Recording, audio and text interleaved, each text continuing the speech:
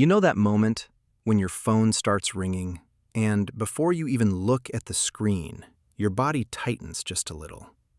Not panic, not fear exactly, just a quiet resistance, a pause, a sense that whatever you were doing a second ago has been interrupted by something heavy and undefined.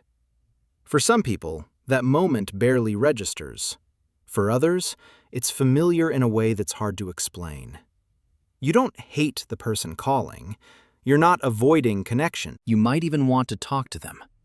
And yet, something about the call itself feels wrong.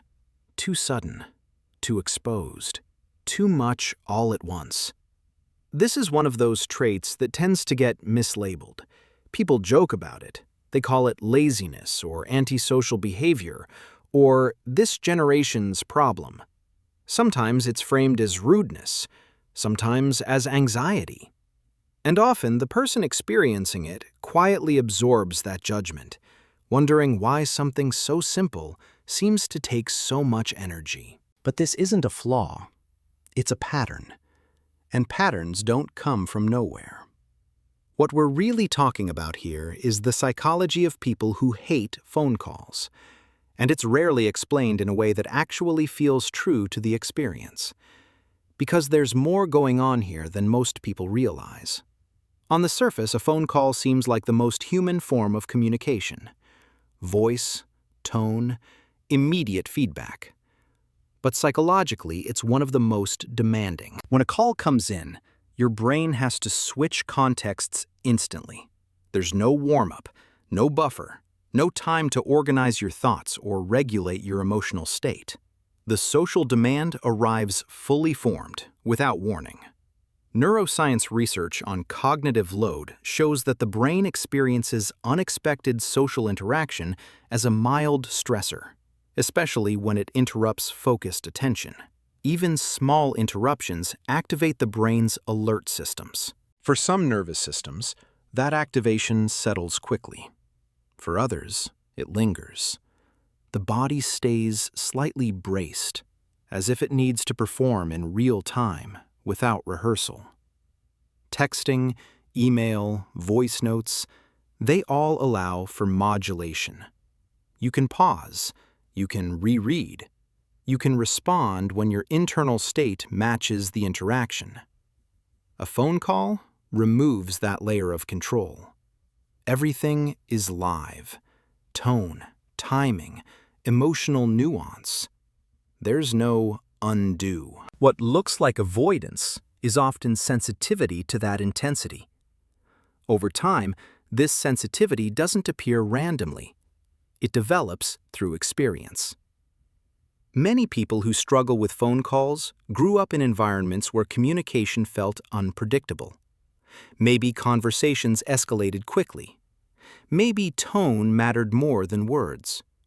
Maybe being caught off guard meant saying the wrong thing and dealing with consequences later. In those environments, the nervous system learns something quietly and efficiently.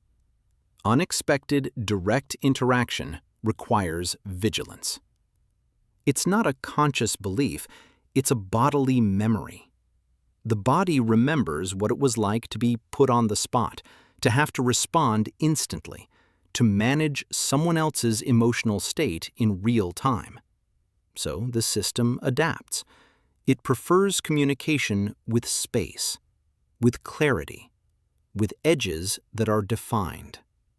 That adaptation isn't about fear, it's about regulation. Even without overt stress in childhood, repeated adult experiences can reinforce this pattern. Workplaces where calls mean problems. Families where phone conversations carry emotional weight. Social dynamics where saying no or setting boundaries feels harder when someone is on the line, waiting for an immediate answer. The brain begins to associate calls with a loss of autonomy. Not because autonomy is actually taken, but because it feels harder to protect in that format. None of this means there's something wrong with you. It also doesn't mean people who love phone calls are doing it better. Different nervous systems optimize for different kinds of connection. Some people feel grounded by immediacy. Others feel grounded by space. Neither is superior. They're simply wired toward different forms of safety. Here's where it gets more interesting. People who dislike phone calls are often deeply attuned to nuance. They notice timing, subtext, emotional shifts. They care about responding accurately, not just quickly. And phone calls demand speed over precision. You can hear this in how people describe their discomfort. It's rarely, "I don't want to talk." It's more often, "I don't want to talk like this." There's a quiet paradox here. The same sensitivity that makes phone calls draining often makes written communication thoughtful and emotionally precise. The same need for space that avoids interruption also allows for depth, but that depth comes with a cost. The world tends to reward immediacy. It equates quick responses with confidence and warmth, and when you don't move at that pace, it's easy to feel out of step. Over time, that mismatch can create self-doubt.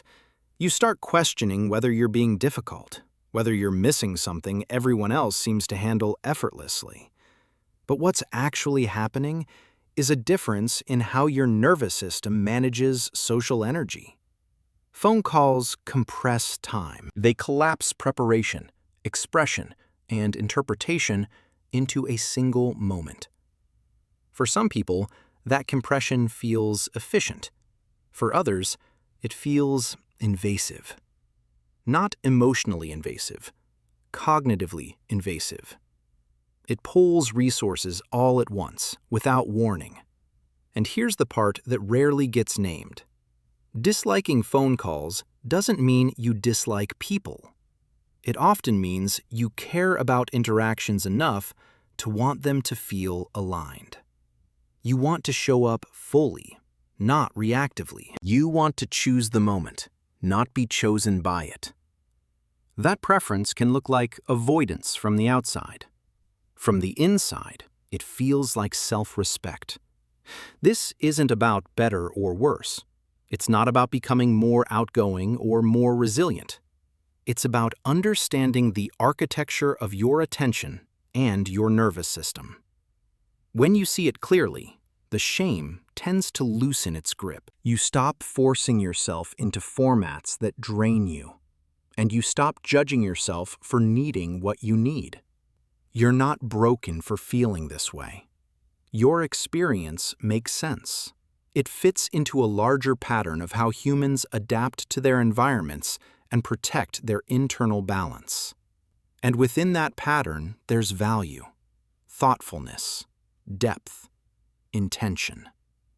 If this resonated, there are other quiet patterns like this, subtle ways your preferences tell a deeper story about how you're wired. And once you start noticing them, things begin to feel less random and a little more understandable.